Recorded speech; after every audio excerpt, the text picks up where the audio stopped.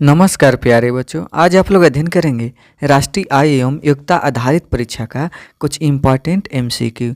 तो जिसमें से यहाँ शुरू हो रहा है कि पूरा पाषाण काल के मानव की महत्वपूर्ण उपलब्धि क्या थी।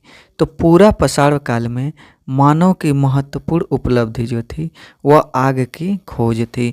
तो दूसरा का ऑप्शन ए सही है। अगला प्रश्न इसमें है कि नव पाषाण काल में मानव के अस्थायी जीवन व्यतीत करने का मुख्य कारण क्या था।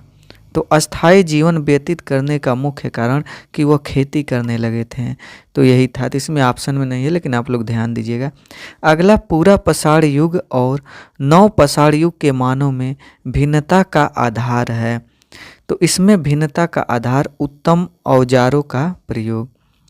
अगला प्रश्न कि खुदाई द्वारा ऐतिहासिक तथ्यों का पता लगाने वाले कहलाते हैं। तो खुदाई द्वारा ऐतिहासिक तत्वों का पता लगाने वाले को पुरातत्वविद कहते हैं। तो पांचवा का ऑप्शन ए सही है। अगला प्रश्न है पहिए का आविष्कार हुआ। तो पहिए का आविष्कार नव पाषाण काल में हुआ। तो छठवां का ऑप्शन सी सही है। अगला प्रश्न है कि कुल चिन्ह यानी टोटम है।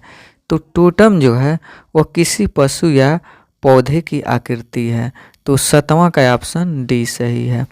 अगला प्रश्न नव पाषाण काल के मानव अपने मृतकों को, तो वह अपने मृतकों को क्या करते थे, दफनाते थे।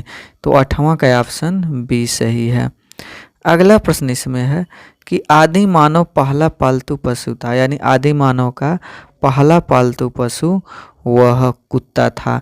तो 10वां का ऑप्शन बी सही है। अगला प्रश्न जीवाश्म कहते हैं। तो जीवाश्म जो है प्रागैतिहासिक जीवों की अस्थियों को कहते हैं। तो 11वां का ऑप्शन ए सही है। अगला प्रश्न नव पाषाण युग में मानव ने, तो नव पाषाण युग में मानव ने पहिए का आविष्कार कर लिया था। तो 12वां का ऑप्शन डी सही है। अगला प्रश्न नव पाषाण युग के लोग पूजा करते थे। तो उस समय वो लोग मातृ देवी का पूजा करते थे। तो 13वां का ऑप्शन ए सही है। अगला प्रश्न पाषाण काल में कृषि कार्य का पहला औजार था। तो उस समय पहला औजार जो था वह था कुदाल। तो 14वां का ऑप्शन ए सही है।